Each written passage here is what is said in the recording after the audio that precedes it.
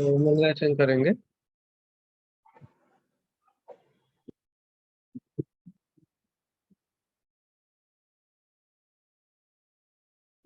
नमो अर्हन्ताणं नमो सिद्धाणं नमो आयर्याणं नमो उवज्झायाणं नमो लोये सव्यसाहुणम्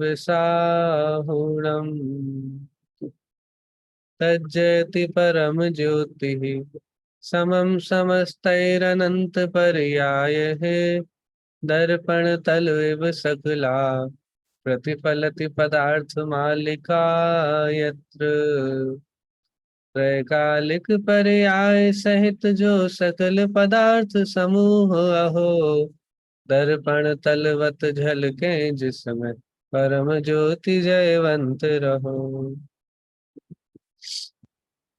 श्री पुरुषार्थ सिद्धि उपाय जी ग्रंथ में मुनि धर्म के स्वरूप का जो अंतिम विषय है वो उस पे हमारी चर्चा चल रही थी। पिछली क्लास में 10 धर्मों की चर्चा के पश्चात फिर 12 भावनाओं की चर्चा को हमने प्रारंभ किया था और उसमें अनित्य, असरण, एकत्व, संसार भावना, एकत्व, अन्यत्व, आश्रव और उसके बाद संवर और निद्रा, इन भावनाओं की चर्चा हमने पिछली क्लास में की थी। ठीक है, तो इसमें से कुछ तत्व परक हैं, कुछ वैराग्य भावना परक हैं, कोई वस्तु के स्वरूप को बताने वाली है। जैसे एकत्व, अन्यत्व आदि भावनाएं थी वो वस्तु के स्वरूप को बताने वाली है। ठीक है, अनित्य, असरण भावना है ये भी वस्तु के स्वरूप को बताने वाली है। लेकिन कुछ भावनाएं जीव के सुख दुख के स्वरूप के बारे में भी बताते हैं कि भाई सुख का कारण क्या है, दुख का कारण क्या है। तो तत्व परक भी है और वैराग्य भावना के पोषण के लिए भी कुछ भावनाओं का स्वरूप है। जो मोक्ष मार्ग में क्या क्या होता है वो सारी बातें भी उसमें आ जाती है। ठीक है, तो संवर निद्रा भावना को भी हमने देखा था। आज लोक भावना के बारे में हम चर्चा प्रारंभ करेंगे। एक ग्रंथ है वारसाणुपेक्षा, हाँ, द्वादश अनुपेक्षा, मतलब 12 अनुप्रेक्षाओं पे 12 भावनाओं का एक पूरा ग्रंथ है। ठीक है, उस ग्रंथ में लोक भावना का बहुत डिटेल में चर्चा की गई है। और टीका में भी और मूल ग्रंथ में भी लोक भावना की चर्चा बहुत डिटेल में है। तो अब ये लोक भावना में क्या है कि भाई तीन लोकों में, तीन लोक के स्वरूप की बात है।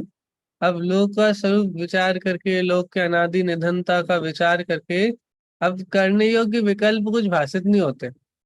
और हमारे जो हमारे छोटे से जितना हमारा सा संसार है, जैसा कहते हैं ना, हमारा जो छोटा सा संसार है उसमें ही हम इतने उलझ जाते हैं कि हम उतने में अपने आप को बहुत बड़ा समझते हैं, अपने अधिकार क्षेत्र को बहुत बड़ा सा समझ लेते हैं। जब ये पता चलता है कि एक लोक इतना बड़ा है, ठीक है, अनादि निधन है, 343 धन घन राजू का है, इसको किसी ने बनाया नहीं, इसमें किसी का कोई कुछ करने वाला नहीं, सब अनादि निधन वस्तुएं भिन्न भिन्न अपनी अपनी मर्यादा सहित परिणमित होती हैं। तो ये इस तरह से लोक का विचार करने पर भी परिणति में से राग द्वेष का अभाव होता है। ठीक है, और भी अब इसमें ही सब विचार करते हैं, स्वर्ग आदि के बारे में, नरक आदि के बारे में, असंख्या द्वीप समुद्र आदि है, उन सब का विचार इसमें आ जाता है। ठीक है, तो देखो हम देखते हैं यहाँ लोक भावना में क्या क्या बात आने वाली है। देखो सर एक मिनट, किताब का नाम क्या बताया था आपने? वारसाणुपेक्षा, वारसाणुपेक्षा, उसको ये तो प्राकृत में नाम है वारसाणुपेक्षा। ठीक है, इसको यदि संस्कृत में देखेंगे तो द्वादश अनुप्रेक्षा। ठीक है, ओके, द्वादश अनुप्रेक्षा। मैं आपको इसकी पीडीएफ सेंड कर दूंगा। बस यदि नहीं कर पाऊँ तो आप मुझे मैसेज कर देना, मैं आपको सेंड कर दूंगा, मतलब ग्रुप पे ही मैसेज कर दीजिएगा, हम आपको कर देंगे। ठीक। चलिए लोक भावना के बारे में देखते हैं। इस लोक के तीन भाग हैं, ऊर्ध्वलोक, मध्यलोक, अधोलोक। वैसे तो आप सभी को ये विषय बड़ा ऐसा लगेगा कि आपने सब पढ़ा हुआ है और उसका रिवीजन हो रहा है। कुछ लोगों को थोड़ा बहुत नया भी मिलेगा। बाकी कर्णानुयोग संबंधी विषय भी है और उसके द्वारा कैसे वैराग्य का पोषण होता है ये भी देखेंगे। देखो इस यहाँ से बात सीखनी भी है। लोक भावना का जब स्वरूप आता है तब ये बात सीखनी है कि कैसे कर्णानुयोग के अभ्यास से भी वैराग्य भावना का, वैराग्य भावों का पोषण होता है। ठीक है, देखते हैं। देखिए इस लोक के तीन भाग हैं, ऊर्ध्वलोक, मध्यलोक और अधोलोक। ये तीनों लोग 343 घना राजू घनाकार, 14 राजू ऊंचा, किसी के द्वारा बनाया नहीं गया है और कभी इसका नाश नहीं होगा। अतः यह लोक अनादि निधन है, स्वयं सिद्ध है और अविनाशी। भी इस लोक ये अनादि निधन है, किसी ने इसको बनाया नहीं। अब देखो, इसके माध्यम से वस्तु स्वरूप का निर्णय होता है। तो इस लोक का करता हरता कोई ऐसा ईश्वर नहीं है जो इस लोक को बनाया हो, फिर उसकी रक्षा कर रहा हो, फिर उसका संहार कोई कर सकता है कि नहीं, ऐसी कोई व्यवस्था नहीं। लोक अनादि निधन है, स्वयं सिद्ध है, अविनाशी। तो अब जब लोक में कोई लोक का करने वाला कोई नहीं है, तो हमारा करने वाला भी कोई नहीं, और हम भी किसी के करता हरता नहीं। तो ये सारी की सारी बातें ऐसे वस्तु स्वरूप से हमारी दृढ़ होती हैं, समझ में भी आती है। देखिए, अनंत अनंतानंत आकाश में उसका अनंतवा भाग लोकाकाश है। वह षट द्रव्यात्मक, भाई आकाश कितना है? अनंत है। उस अनंत आकाश का जो अनंतवा भाग है वो लोकाकाश है। आकाश है ना, आकाश, पूरा आकाश, उस पूरे आकाश का बिल्कुल जो एक एक छोटा सा भाग, अनंतवा भाग जो है, उतना सा लोकाकाश है जिसमें बाकी सारे द्रव्य रहते हैं। ठीक है, वो षट द्रव्यात्मक है, मतलब वहां पर ही 6 द्रव्य हैं, बाकी तो अकेले एक आकाश ही है। अलोकाकाश में मात्र आकाश द्रव्य। अधोलोक में तो 7वें नरक के नीचे एक राजू पर्यंत स्थावर ही है। अधोलोक में नीचे का जो सबसे नीचे का एक राजू है, 14 राजू का लोक। ठीक है, 14 राजू ऊंचाई वाला लोक। नीचे जो एक राजू है, और ऐसे लंबाई में देखो तो नीचे 7 राजू। ठीक है, उस पूरे एरिया में सिर्फ और सिर्फ स्थावर जीव है। वहां एक राजू पर्यंत स्थावर ही है, वहां रस राशि नहीं है। तथा शेष 6 राजू में 7 नरक है, उनमें रहने वाले नारकी महादुखी है। इन नरकों के ऊपर भवनवासी तथा व्यंतर देव है। ये भी अधोलोक में। ठीक है, यह अधोलोक की संक्षिप्त रचना बताई कि ये जो भवनवासी व्यंतर है ना, ये भी अधोलोक में ही पाए जाते हैं। ठीक है, विमानवासी होंगे वो ऊर्ध्वलोक में होंगे, ज्योतिषी होंगे वो भी ऊर्ध्वलोक में होंगे। ठीक है, ज्योतिषी और विमानवासी। लेकिन ये भवनवासी और व्यंतर ही अधोलोक में होता है। ठीक है, व्यंतर आदि ये मध्यलोक में भी हो सकते हैं, लेकिन मूल में तो भवनवासी व्यंतरों का स्थान भी है अधोलोक में है। ठीक है, यह अधोलोक की संक्षिप्त रचना बताई। ठीक है, अब जो ये बात आई थी ना कि 7वें नरक के नीचे वहां पे स्थावर ही है, तो वहां तो अकेले वो है, लेकिन वो और भी जगह है। मतलब स्थावर जीव तीनों लोकों में ठसाठस भरे हैं। स्थावर जीव तीनों लोकों में ठसाठस भरे हैं। तो जल कायक भी, अग्नि कायक भी, वायु कायक भी, वनस्पति कायक, सारे, हाँ सारे, सूक्ष्म रूप से वो सारे सब जगह है। ठीक है, और बादल रूप से जैसे अभी हमको यहाँ दिखते हैं पांचों। ठीक है, और भी जगह है तीनों लोकों में, वो भी है, लेकिन तीनों लोकों में जो हम कहते हैं ठसाठस भरे पड़े हैं, वो मूल में सूक्ष्म जीवों की अपेक्षा से कहा है। बादल भी होते हैं, लेकिन वो जैसे कुछ कुछ स्थानों में बादल जीव नहीं होते, कुछ कुछ स्थानों में बादल जीव नहीं होते, लेकिन जो सूक्ष्म जीव होते हैं उनका तो पूरा 3 लोग स्थान है, वो हर जगह है। ठीक है, क्योंकि उनको कोई रोक नहीं सकता, कोई अप्रतिघात सहित होते ना, तो उनको कोई रोकने टोकने वाला नहीं होता है, इसीलिए वो तो तीनों लोकों में है। आगे देखिए, अधोलोक में, हेलो भैया, हाँ जी, सिद्धशिला है, वहां भी रहते हैं क्या सूक्ष्म जीव? ये तो सभी जगह है, सभी जगह। देखो वही और बात। वो स्थावर स्थावर वो बादर जीव है, वो कहाँ रहते हैं? देखिए, आपने अभी आ कहा रही, ना। थोड़ी बात आ रही है, देखो इस बादल की और सूक्ष्म की, यहाँ पे थोड़ी बात आ रही हाँ हाँ है। थोड़ी सी हम चर्चा करते हैं, फिर और भी बात आएगी तो करेंगे। देखिए, अधोलोक में सूक्ष्म स्थावर तो सर्वत्र है, तथा बादल स्थावर किसी के आधार से है।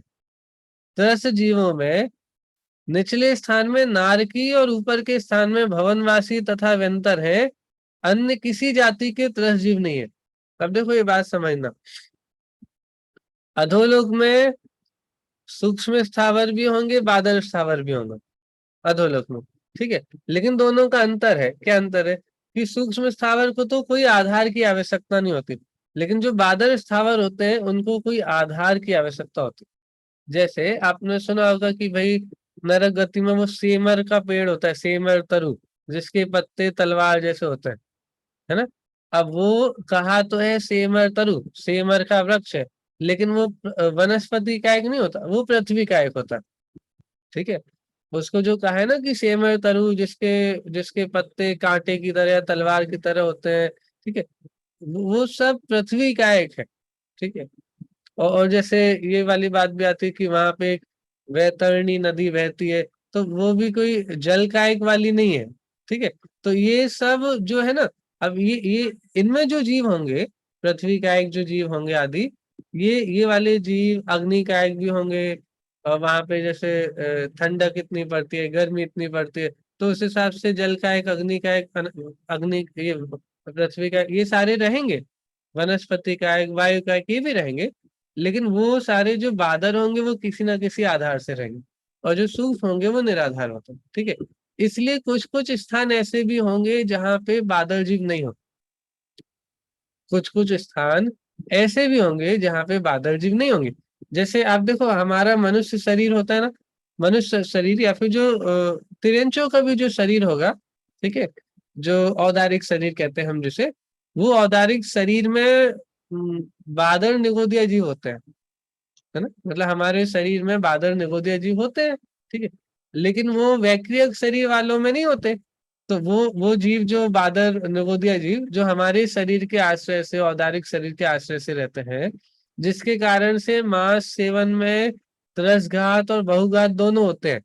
बहुघात मतलब उसमें एक जो बादल निगोदिया जीव होते हैं उनका भी घात होता है, और जिस जीव का वो शरीर है वो, और उसकी जाति के और अन्य भी त्रस जीव भी होते हैं। तो वो, लेकिन वो बादल निगोदिया जीव वैक्रियक शरीर में नहीं होते। नारकियों के शरीर के आश्रय से वो निगोदिया जीव नहीं रहते। ऐसे ही स्वर्ग के देव जो होते हैं ना, उन देवों के वैक्रियक शरीर के आधार से भी निगोदिया जीव नहीं रहते, बादल निगोदिया जीव नहीं रहते। ऐसे ही जो तीर्थंकर भगवान का परमोदारिक शरीर होता है, तीर्थंकर मतलब अरिहंत भगवान का जो परमोदारिक शरीर होता है, क्योंकि सभी अरिहंतों में ऐसा होगा, उसके आधार से भी बादल निगोदिया जीव नहीं रहते। लेकिन ये सारी बात बादल जीवों की अपेक्षा से है। जो सूक्ष्म जीव होंगे वो तीनों लोकों में ठसाठस भरे पड़े हैं। ठीक है, तो वही बात यहाँ चल रही है। अधोलोक में सूक्ष्म स्थावर तो सर्वत्र है, तथा बादल स्थावर भी है, परंतु किसी के आधार से होंगे, उनको रहने के लिए आधार चाहिए होता है। ठीक है, अब देखो, ये हुई स्थावर जीवों की बात। अब त्रस जीव, त्रस कौन से होते हैं कि 2 इंद्रिय से लेके पंचेंद्रिय तक के जीव त्रस होते हैं। तो वहां पे सारे त्रस नहीं होंगे अधोलोक में, कौन से होंगे कि वहां पे त्रस जीवों में एक तो नारकी है। ठीक है, पहले नरक से 7वें नरक की जो भूमि है उन सभी में नारकी जीव है। ठीक है, और ऊपर के स्थान में भवनवासी और व्यंतर है। ठीक है, एक नरक गति के हो गए, एक देव गति के हो गए, लेकिन अधोलोक में बस यही है, और कोई त्रस जीव नहीं है। स्थावर तो कहे, स्थावर तो है, परंतु और कोई त्रस जीव वहां पे नहीं होंगे। 2 इंद्रिय, 3 इंद्रिय, 4 इंद्रिय, असंगी पंचेंद्रिय, ये जीव वहां पे नहीं है। एक स्थावर और एक संगी पंचेंद्रिय नारकी और देव। ठीक है, भवनवासी और व्यंतर देव और नारकी। ठीक है, ये सारे के सारे संगी पंचेंद्रिय होते हैं। ठीक है, और होंगे एक इंद्रिय स्थावर। तो इनके अलावा अधोलोक में और कोई जीव नहीं होते। ठीक है, अब देखिए ये हुई मतलब अधोलोक में विकलेंद्रिय नहीं होते क्या भैया? अधोलोक में विकलेंद्रिय नहीं होते? अधोलोक में विकलेंद्रिय नहीं है। हाँ। और ये तीर्थंकर बालक जो होते हैं, शिशु, तो हाँ, उनके शरीर में वो स्थावर निगोदिया जीव नहीं होते? होते हैं, बादल तो निगोदिया जीव होते हैं। बादर निगोदिया जो होते हैं, सिर्फ वो 13वें गुण स्थान में केवली बनने के बाद शरीर परमोदारी परम औदारिक शरीर में। है, तब उसके सारे के सारे निगोदिया जीवों का घात हो जाता है। घात हो जाता है मतलब उनकी आयु पूरी हो जाती है, और वो शरीर औदारिक से परमोदारिक में हो जाता है। तो बस इसके 13वें गुण स्थान वर्ती जो होंगे, जब उनको औदारिक शरीर परमोदारिक में होगा, तब ही हम्म निगोदिया जीवों से रहित होंगे, वो भी बादल निगोदिया जीवों से रहित होंगे। हम्म, ठीक। ठीक है, देखिए, तो ये बात हुई अधोलोक की। ठीक है, अब देखो मध्यलोक। मध्यलोक में असंख्यात द्वीप समुद्र है, उनमें 2.5 द्वीप और समुद्र मानुषोत्तर पर्वत पर्यंत मनुष्य लोक है। 2.5 द्वीप और और समुद्र। ठीक है, पहला द्वीप, फिर एक समुद्र, फिर एक द्वीप, फिर एक समुद्र, फिर आधा द्वीप। तो द्वीप हुए 2.5 और समुद्र हुए 2। ठीक है, इतने में मनुष्य लोग। उसके बाद मानुषोत्तर पर्वत है, तो उसके आगे मनुष्यों का गमन नहीं है, तो वो हो गया पूरा मनुष्य लोक। उसके आगे मनुष्य का संचार नहीं है। ठीक है, उसके आगे मनुष्यों का संचार नहीं। आगे देखिए, व्यंतर, भवनवासी, ज्योतिषी, ये 3 प्रकार के देव और त्रियंच सब मध्यलोक में है। मध्यलोक में नरक गति को छोड़ के बाकी 3 गति के जीव है। नरक गति मात्र अधोगति में, देव तीनों लोकों में, मतलब वो अधोलोक में भी है, मध्यलोक में भी है और ऊपर भी है। अब ऊपर विमानवासी है, ज्योतिषी है। ठीक है, मध्यलोक में भी ज्योतिषी है। ठीक है, और नीचे भवनवासी और व्यंतर है, और यहाँ भी भवनवासी व्यंतर है मध्यलोक में भी। ठीक है, तो ऐसे इनके स्थान हो जाते हैं। व्यंतर, भवनवासी, ज्योतिषी 3 प्रकार के देव और त्रियंज सब मध्यलोक में है। ठीक है, और मनुष्यों की बात तो कही थी, मनुष्य भी मध्यलोक में ही है, 2.5 द्वीप में ही बस। भैया मध्यलोक में भवनवासी देव कहाँ रहते हैं? भवनों में? हाँ, मध्यलोक में भवनवासी देवों के भवन रहते हैं। और कहाँ रह है? हाँ, मध्यलोक में वो अपना मध्यलोक द्वीप आपके समुद्र। असंख्य समुद्र है। अच्छा। असंख्य द्वीप समुद्र है मध्यलोक। हमको तो अभी थोड़ा सा पता है बस। बहुत बड़ा है मध्यलोक भी। असंख्यात द्वीप, असंख्यात समुद्र। अब भवनवासी के भवन तो बहुत है। जो हम, आपको याद होगा अपन लोग वो पढ़ते ना अकृत्रिम जिनालयों के बारे में। ठीक है, तो एक है संख्यात, एक संख्या भी आई है उनकी भवन, वो अपने अकृत्रिम जिन चैत्यालयों की। ठीक है, लेकिन एक आए हैं असंख्यात शब्द भी लिया है। तो जैसे जो भवनवासियों के, व्यंतरों के, ठीक है, भवनवासी के रहने के जो भवन होते हैं उनमें जो अकृत्रिम चैत्यालय है, स्वर्ग में जो विमानवासी देव है उनके जो विमानों में जो अकृत्रिम चैत्यालय, वो ऐसे मिलाएंगे तो वो तो असंख्यात है। ठीक है, लेकिन जो गिनती वाले हैं उनकी कोई शायद 7 करोड़ कितने, मुझे पूरा याद नहीं है वो संख्या। 7,72,00,000। 7 करोड़ 72 लाख शायद। अधोलोक के। हाँ, तो वो ऐसे उनकी संख्या है। ठीक है, भवनवासी जीव, उनके भवन असंख्यात है। चारों ही भवनवासी, व्यंत, ज्योतिषी सभी असंख्यात असंख्यात होते हैं। ठीक है, चलिए आगे बढ़ते हैं। कहाँ पर थे? हाँ, व्यंतर, भवनवासी, ज्योतिषीय 3 प्रकार के देव और त्रियंश सब मध्यलोक में है। अब देखो, जलचर, पंचेंद्रिय तथा विकलत्र एक तो 2.5 द्वीप तथा अंत का स्वयंभू रमण द्वीप आधा, पहली तरफ का और अंत का स्वयंभू रमण समुद्र सारा इनमें है। अब देखो, जलचर पंचेंद्रिय जीव, जो जल में रहने वाले पंचेंद्रिय है ना वो, और विकलत्रय जीव, मतलब 2 इंद्रिय, 3 इंद्रिय, 4 इंद्रिय। ठीक है, ख्याल में आ रहा है? जलचर पंचेंद्रिय और विकलत्रय मतलब 2 इंद्रिय, 3 इंद्रिय, 4 इंद्रिय और पंचेंद्रिय जीव जो जलचर आदि होते हैं।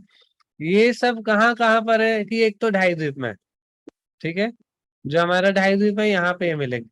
दूसरा जो आखिरी का स्वयंभू रमण समुद्र है वो आधा। हम्म, ठीक है, और स्वयंभू रमण समुद्र आधा, स्वयंभू रमण द्वीप और पूरा स्वयंभू रमण समुद्र और 2.5 द्वीप, इतने मात्र में जलचर पंचेंद्रिय जीव और विकलत्र पाए जाते हैं। बीच के जो असंख्यात द्वीप और असंख्यात समुद्र है वहां पर जलचर पंचेंद्रिय भी नहीं है और विकलत्र भी वहां पे नहीं है। ठीक है, ठीक है, थलचर होंगे लेकिन जलचर पंचेंद्रियों की बात कह रहे हैं कि वो नहीं। देखिए, कहते हैं, देखो, अः शेष असंख्यात द्वीप समुद्रों में विकलत्र नहीं है। 2 इंद्रिय, 3 इंद्रिय, 4 इंद्रिय, ये विकलत रहे। असंख्यात द्वीप समुद्र जो बाकी है उनमें नहीं। जलचर जीव लवणोदधि, लवणोदधि, कालोदधि और स्वयंभू रमण समुद्र, इन 3 ही समुद्रों में है। अन्य स्थानों में जलचर जीव नहीं होते। जैसे महामत्स्य की बात आती है, तंदुल मत्स्य की बात आती है, ये स्वयंभू रमण समुद्र की अपेक्षा से बात है। और यहाँ तो हम देखते ही हैं भाई, जल में रहने वाले जीव, मछली आदि, मत्स्य आदि, ये जो भी है, ये हम इनको तो देखते हैं, तो यहाँ भी वो होते हैं। ठीक है, तो इन स्थानों में ही, इन समुद्रों में ही, मतलब यहाँ के जो जलकुंड आदि होंगे, या जो क्या बोलते हैं, समुद्र आदि हुए, वहां पर ही ये जीव होंगे, अन्य स्थानों में नहीं। ठीक है, अब देखो क्या कहते हैं, देखो इस मध्यलोक में अनेक प्रकार की रचनाएं हैं, बहुत सारी चीजें हैं मध्यलोक में। तो अब उनका विस्तार कहाँ तक कहा जाए। मध्यलोक सुमेरु पर्वत के शिखर पर्यंत 1 लाख योजन ऊंचा है, और ज्योतिष चक्र 790 योजन से लेकर 900 योजन तक। अब देखो, सारा का सारा ज्योतिषी देवों का समूह मध्यलोक में क्यों है? क्योंकि मध्यलोक कहाँ से कहाँ तक माना जाएगा कि भैया, ये जो है ना, जहां से सुमेरु पर्वत की, जैसे सुमेरु पर्वत जमीन के नीचे भी है। ठीक है, 1 लाख योजन ऊंचा है ना, तो उसमें 1000 योजन तो जमीन के नीचे है। ठीक है, अब बाकी पूरा ऊपर है, 99,000 योजन और 99,040 योजन की चूलिका। ठीक है, तो ऐसे इतना बड़ा पूरा सुमेरु पर्वत है, इतना ऊंचाई वाला। तो जहां तक सुमेरु पर्वत का शिखर है ना, वहां तक मध्यलोक है। आप ये मत सोचना आप पहाड़ पे चढ़ गए, ऊंचाई पे चढ़ गए तो आप ऊर्ध्वलोक में पहुंच गए, कि नहीं भैया। आप, वो 1 लाख योजन का है पूरा सुमेरु पर्वत, वो पूरा मध्यलोक में है। मतलब सुमेरु पर्वत वो सेंटर ऑफ द लोक है। ठीक है, पूरे लोक का सेंटर है। ठीक है, तो एक अपेक्षा से वो बिल्कुल मध्य में, सबसे मध्य में, पूरे लोक के मध्य में है जो चीज, वो है सुमेरु पर्वत। उसके ऊपर जाओगे तो ऊर्ध्वलोक, उसके नीचे जाओगे तो अधोलोक, उसके साइड में जाओगे तो भैया वो द्वीप समुद्रों का पूरा असंख्यात द्वीप समुद्र है। लेकिन सबसे सेंटर में है सुमेरु पर्वत। ठीक है, तो कहते हैं मध्यलोक सुमेरु पर्वत के शिखर पर्यंत 1 लाख योजन ऊंचा है। अब देखो, इसमें एक बात आई कि 1 लाख योजन में 790 से लेके 900 योजन। आपको समझ में आ रहा है? 1 लाख, 1 लाख योजन में अंडर 1000। भाई 99,000 जो बाकी है ना, वहां तो छोड़ ही दो, जो नीचे से अपन काउंट करेंगे, तो 790 योजन से लेके जो 900 योजन तक का, ठीक है, उतना सा कितना हुआ, 110 योजन। ठीक है, 790 से 900 योजन कितना हुआ, 110 योजन। 790 से 800, 800 से 900, तो 110 योजन की जो ऊंचाई है ना, नीचे से जाओगे आप, फिर 790 से लेके 900 तक, इतने में सारे के सारे ज्योतिषी हैं। ठीक है, इसलिए ज्योतिषी देव भी मध्यलोक में रहे। ऊपर ऊर्ध्वलोक में मात्र विमानवासी देव लोग, मैंने शायद पहले गलत बोला था, ऊपर ऊर्ध्वलोक में मात्र विमानवासी देव रहे। ठीक है, तो ज्योतिष चक्र 790 योजन से लेकर 900 योजन तक। ठीक, और देखिए मध्यलोक के ऊपर स्वर्गलोक है। अब स्वर्गलोक में क्या क्या है कि देखो, वहां 16 स्वर्ग है, 9 ग्रेवक है, 9 अनुदेश है, और 5 अनुत्तर है। ठीक है, 9 ग्रेवक, 9 अनुदेश और 5 अनुत्तर में अहमिंद्र होते हैं। वहां पे देवियां नहीं है, सभी देव ब्रह्मचारी हैं। स्वर्गलोक में स्वर्गवासी देव तथा 5 स्थावर ही है, अन्य त्रस जीव नहीं है। स्थावर जीव तो तीनों लोकों में, तो वो है ऊपर ऊर्ध्वलोक में। एक तो स्थावर जीव है क्योंकि वो तो तीनों लोकों में, और वहां मात्र ये देव है। कौन से? विमानवासी देव। बाकी तीनों गति के जीव वहां पे नहीं है, ना नरक गति के तो है ही नहीं, मनुष्य गति के भी नहीं है, और त्रियंज गति के भी नहीं है, सिवाय स्थावर। स्थावर के अलावा और कोई जीव वहां पे नहीं। ठीक है, ऊपर ऊपर जो 9 ग्रीवेक, 9 अनुदेश, 5 अनुत्तर है, वहां देवियां भी नहीं है, वहां पे सारे के सारे देव ब्रह्मचारी। ठीक है, आगे देखिए। 5 अनुत्तर के मध्य में सर्वार्थ सिद्धि है। 5 अनुत्तर के जो बीच में सर्वार्थ सिद्धि है, जिनके समान संसार में और कोई दूसरा स्थान नहीं है। नाम ही है ना सर्वार्थ सिद्धि। हाँ? इसी सर्वार्थ सिद्धि के ऊपर सिद्ध लोक है 45 लाख योजन का, जहां अनंतानंत सिद्ध विराजमान है, अजर अमर अविनाशी। पूरे में नहीं है सिद्ध लोक, ऊपर का जो एक राजू है वो पूरा पूरा सिद्ध लोक नहीं है। उसमें मात्र जो 45 लाख योजन की जो जगह है, जितना हमारा मनुष्य लोक है, 2.5 द्वीप। ठीक है, अब 2.5 द्वीप में मनुष्य होते हैं और मनुष्य ही वो सिद्ध अवस्था को प्राप्त कर सकते हैं, और मनुष्य इसके बाहर जा नहीं सकते। तो जितना 2.5 द्वीप है, वो पूरा 2.5 द्वीप, चाहे वो समुद्र का एरिया हो, चाहे वो स्वर्ग चाहे वो पहाड़ों का एरिया हो, कोई भी एरिया हो, ठीक है, 2.5 द्वीप के एक एक प्रदेश से अनंत अनंत सिद्ध हुए। ठीक है, तो वो ऊपर उसके 2.5 द्वीप के जस्ट ऊपर सबसे ऊपर जो पार्ट होगा 45 लाख योजन का, वो हमारी सिद्ध शिला।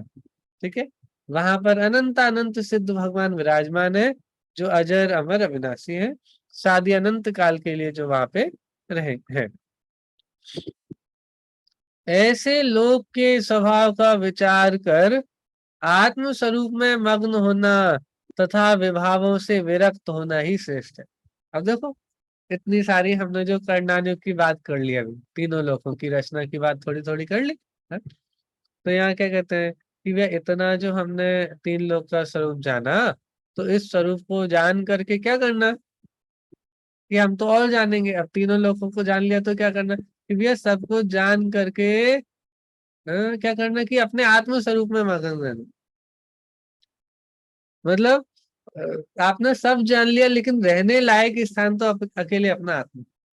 सब कुछ जानने लायक है, लेकिन रहने लायक अपना घर है। कहते हैं ना भाई, आप घूमने जाते हो ना, तो घूमने जाते हो मतलब देख के वापस आते हो, देख नहीं जाते हो, लेकिन फिर क्या करते हो तो भैया चलो अपने घर चलते हैं, रहना तो वही है। ठीक है, ऐसे ही ये सारा आपने 3 लोग के बारे में जान लिया, लेकिन भैया रहने लायक स्थान क्या है कि भाई अपना आत्म स्वरूप, बस स्थिति के लिए मगन होने के लिए अपना आत्म स्वरूप ही है। 3 लोगों में कहीं भी मगन होने लायक कोई जगह नहीं है। तो ये इतनी अच्छी बात है कि भैया इतना सब जान करके भी अपने स्वरूप में मगन होना और विभावों से विरक्त। हाँ बोलिए। Sir, hello. हाँ बोलिए बोलिए। हाँ, ओ सॉरी सर, ये जो त्रसनारी है उसके अंदर मतलब 5 जीव मन वित्त, और त्रसनारी के जो बाहर है, राइट, हाँ वहां वहां स्थावर जीव होंगे त्रसनारी के बाहर। बस स्थावर स्थावर ही है वहां पे, ओनली स्थावर। हाँ, तो मतलब त्रसनारी और उसके बाहर स्थावर जीव इतने भरे ठसाठस, वो 343 घनराजी पूरे में स्थावर जीव। हाँ सिर्फ स्थावर, और हर एक स्थान पे है, मतलब एक एक एक प्रदेश भी ऐसा नहीं है जहाँ पे स्थावर जीव नहीं होंगे। ओ और भाई का। और देखिए, आप तो समझिए कि हम जो कहते हैं ना कि भी स्थावर जीवों में पृथ्वी का है, जल का है, अग्नि का है और वायु का है, ये तो असंख्यात ही होते हैं, इनकी संख्या असंख्यात है। हम कहते हैं ना एक बूंद पानी की, ठीक है, पानी की एक बूंद में कितने जीव की असंख्यात जीव है, उसमें 83 जीव तो संख्यात होंगे। पानी की बूंद में 83 जीव भी होते हैं, और हम जो पानी छान के पीते हैं तो हम उन 83 जीवों की रक्षा करने के उद्देश्य से पानी को छानते हैं। तो उस लेकिन उसमें स्थावर जीव मतलब जल की एक बूंद में जल का एक जीव कितना होंगे कि असंख्यात। ठीक है, और टोटल टोटल जल का एक जीव कितने हैं, तो वो भी असंख्यात है। पानी की एक बूंद में भी असंख्यात जल का एक जीव है, और इतने बड़े बड़े समुद्र जो हमको दिखाई देते हैं, ठीक है, ये और जो हमको दिखाई देते हैं उनसे उनसे कितने कितने बड़े समुद्र ये सारे होंगे, जो असंख्यात द्वीप समुद्र में हम जो समुद्र कहते हैं ना, ये हमको जो पैसिफिक ओशियन, इंडियन ओशियन, ये सारी ओशियन, इनको जिनको हम समुद्र कहते हैं, ये तो भैया उन समुद्रों के सामने बहुत छोटे हैं। और हमको तो यही समुद्र इतने बड़े दिखते हैं। तो जब एक बूंद में हम असंख्यात जीव बोल रहे हैं, तो ये जो हमको दिखाई दे रहे हैं समुद्र में कितने होंगे। और फिर ये इतने बड़े बड़े जो समुद्र हैं, स्वयंभू रमण समुद्र जो होगा सबसे बड़ा, हाँ, अब उसमें कितने, उसमें कि भैया तो भी सब मिला के असंख्या थी। और ये तो हमने बादल जीव बोले, बादल जल का एक जीव होंगे जो जो हम पानी की उसमें एक बूंद में देख रहे हैं या समुद्र में देख रहे हैं। और जो तीनों लोकों में जो जीव है वो तो सूक्ष्म जीव है, मूल में तो मुख्यतः तो, ठीक है। जैसे तृष्ण नाड़ी के बाहर भी है तो वो मुख्यतः से तो वो सूक्ष्म जीवों की अपेक्षा से बात है, क्योंकि वहां कोई और आश्रय तो है नहीं। तो वहां पे तो मूल में तो जो सूक्ष्म जीव है वो है। तो वो इतने सारे जीव है इतने, ठीक है। और फिर जो वनस्पति काय होंगे वो तो अनंत है। तो इतने सारे जीव है ना? और इन जीवों की संख्या कभी खत्म नहीं होने वाली। आप अनंत काल से सिद्ध हो रहे हैं, अनंत काल तक सिद्ध होंगे। 6 महीने 8 समय में 608 जीव मोक्ष जा रहे हैं। तो भी जो साधारण वनस्पति होता है उसके एक शरीर में जितने जीव होते हैं उनका भी वो भी कभी खाली नहीं होंगे। हाँ, इतने जीवों की संख्या है।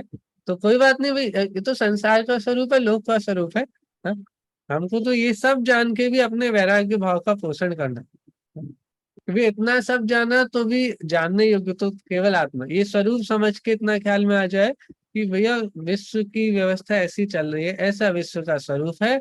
और ऐसे विश्व के स्वरूप में एक हमारा अस्तित्व सबसे भिन्न है, कोई किसी का कुछ करने वाला नहीं है, सबसे भिन्न है। मतलब जैसे लोक अनादि निधन है, ऐसे हमको हमारा अस्तित्व भी अनादि निधन दिखना चाहिए।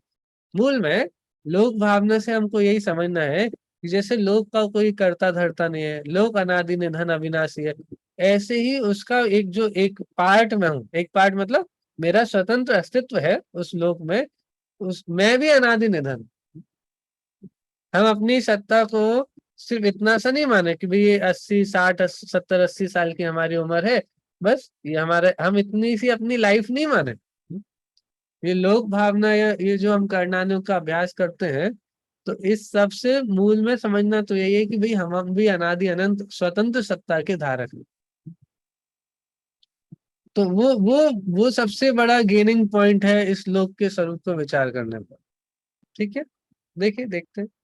भैया वो त्रचनाड़ी और लोकनाड़ी में क्या डिफरेंस है?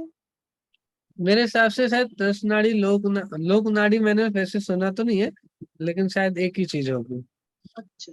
और लोक नाड़ी इस अपेक्षा से होगी कि लोक के बीचों बीच में जो एक नाड़ी है ऐसे, और उसमें 10 जीव रहते हैं इसलिए तृष नाड़ी कहते हैं। 10 जीव उसके बाहर नहीं रहते, उसी में रहते हैं तो तृष नाड़ी।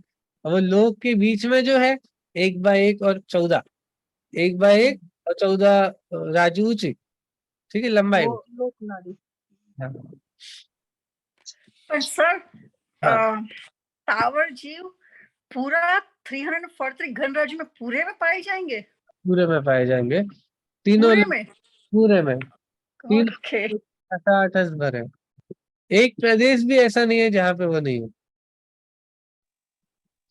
इस लोकाकाश के हर एक प्रदेश में 6 द्रव्य है। अब 6 द्रव्य ऐसे ही तो है, वे जीव द्रव्य भी तो ऐसे ही है।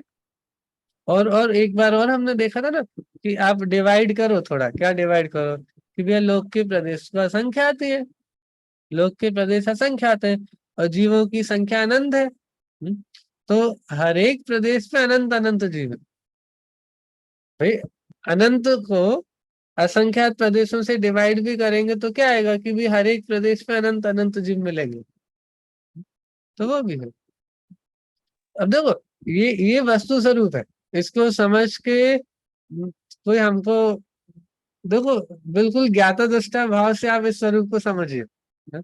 देखो अब एक और बात कि जब आप इसको जानते हो ना तो आपके राग द्वेष भी समाप्त होते हैं, क्योंकि ऐसा ऐसा स्वरूप समझ करके भी हम अपने परिणामों को वितराग भाव मतलब बिना राग द्वेष के परिणाम रख सकते हैं। और करणानियों के अभ्यास से ये बहुत अच्छी हमारी सामर्थ्य बढ़ती है कि हम नरक का स्वरूप समझते हैं, स्वर्ग आदि का, नंदी सर्दीप आदि, जितना जितना आप स्वरूप समझेंगे उस स्वरूप को समझ करके भी आपको राग द्वेष के परिणाम नहीं होंगे। अभी हम कोई एक ऐसी चीज देख लें, कोई बड़ी बिल्डिंग देख लें, ओ भैया इतनी बड़ी बिल्डिंग, ऐसा लगता है। अब आप पढ़ लो एक बार जैन करणान्य, लोक व्यवस्था, सुमेरु पर्वत की ऊंचाई वगैरह, नंदी सरदीप आदि की रचना, अकृत्रिम जिनालयों की रचना कितनी सुंदर होती है, कैसा स्वरूप होता है, कितने बड़े बड़े मंदिर होते हैं। तो आपको एक वो आ जाएगा, फिर हमको हम कोई चीज को देखने का जो वाव फैक्टर रहता है ना, ओ भैया कितना बढ़िया, वो सब खत्म हो जाएगा। तो ये जो राग द्वेष की परिणति जो हमारी चलती रहती है ना, वो समाप्त होती है ऐसे। ये बहुत भैया बड़ा। वो जलचर भोग भूमि में नहीं होते, जलचर और विकलत्रय, तो भोग भूमि तो लोक का ही भाग होगा ना। हाँ हाँ, भोग भूमि भी लोक का भाग है, वहां पे विकलत्रय जीव नहीं होते। हाँ, और जलचर भी नहीं होते।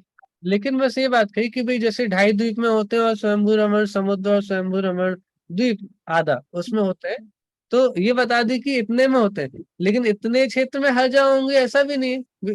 उसमें भी जैसे अपनी कुछ भोग भूमि, जैसे जो उत्तर कुरु देव कुरु उत्तर हाँ कुरु हाँ। भोग भूमिया वगैरह हैं, लेकिन वहां पे नहीं होंगे। तो भाई हम्म, होंगे इतने ढाई द्वीप में, लेकिन सब जगह नहीं होंगे ऐसा। हम्म। इतना वो और एक, वो वैतरणी नदी पृथ्वी का एक कैसी होगी? ये मुझे कंफर्म करना पड़ेगा एक बार। हाँ, अच्छा, ठीक फीमेल है भैया। करूँ तो पृथ्वी का एक है, ये पता है। हाँ, तो वो जम्बू वृक्ष भी, शालमली वृक्ष भी वृक्ष पृथ्वी का एक ही है ना। हाँ, वैसे ही वो सेमर वृक्ष तो ख्याल में आया, पर हाँ। वो वैतरणी नदी कैसी होगी ये- ऐसा? वो उसका जो स्वरूप है उस हिसाब से मुझे मुझे पूरा कंफर्म करना पड़ेगा। अच्छा अच्छा, ठीक है भैया, ऐसा कुछ। ठीक है, चलिए देखो एक अच्छा पैराग्राफ आता है, ये पढ़ते हैं तो हमारे विषय पूरा होगा। इस सारे लोक में, हाँ, ऐसे लोक के स्वभाव का विचार कर आत्म स्वरूप में मग्न होना तथा विभावों से विरक्त होना ही श्रेष्ठ है। इस सारे लोक में यह संसारी जीव अनादि काल से इन तीनों लोक में अपनी भूल से भ्रमण कर रहा है, उसे महान अपरिमित दुख है। अंश मात्र भी सुख नहीं है, लोक में कहीं सुख नहीं। सुख का धाम तो सिद्ध लोक है, सब लोक का आभूषण शुद्ध आत्मा ही सार है, शेष सर्व सार है। ऐसे चार गति रूप लोक स्वरूप का विचार करके आत्म स्वरूप में मग्न होना तथा विभावों से विरक्त होना, इन चार गति रूप लोक का निवास कब टूटे, ऐसा बारंबार विचार करना, उसे ही लोक भावना कहते हैं। तो इस तरह की अपने आप को आगे बढ़ाने की भावना, ठीक है, अपने आप को संसार शरीर आदि से मुक्त होकर के, भाई सिद्ध, हमारा तो एक सिद्ध लोक ही हमारा लोक है, बाकी ये तीन लोक में और कोई रहने लायक स्थान नहीं। देखो मीटिंग एंड होने वाली है। एक सेकंड में देख लेता हूँ लोग। चलिए, हम बोधि दुर्लभ भावना नेक्स्ट क्लास में करेंगे, अभी हो नहीं पाएगी ना, समय कम है। तो जिनवाणी स्तुति करते हैं। जा वाणी के ज्ञान ते सूझे लोकालोक, सो वाणी मस्तक नमो सदा देत हूँ लोक। नमो रिंताणम नमो सुधाणम।